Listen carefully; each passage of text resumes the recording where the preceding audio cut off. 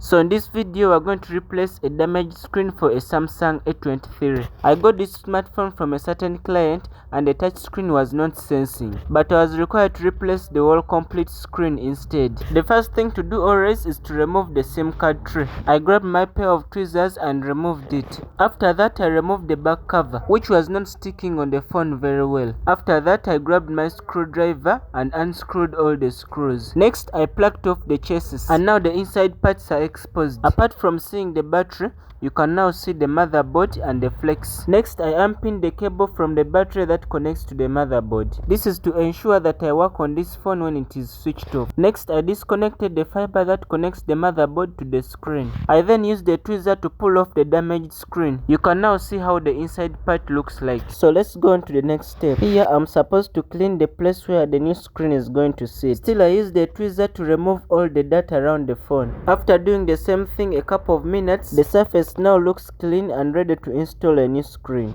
Next I applied some phone glue, which will help the screen stick on the surface very well. I spread it all over the surface until it is sufficient enough for the screen to be placed on. If you're really enjoying, take a second to give this video a thumbs up. Next I grabbed the new screen and placed it on the surface. Here you have to make sure that all the edges are sitting well to avoid imbalances which will later cause some problems. Then I connected the downer subboard back onto the screen through the screen fiber. I also connected the main fiber onto the motherboard. After making sure that the fiber that connects to the flex has been connected well and the main fiber that connects to the motherboard, I then placed back the chassis. Next I placed back all the necessary screws, then used the screwdriver to tie them all. After that I continued to clean the inside back part of the phone, removing all the present dirt so that I prepare to put some new glue. I also cleaned the back cover. Then I applied glue onto the chassis or the inside back side of the phone. After all that I placed back the back cover. Lastly I then tied rubber bands all over the phone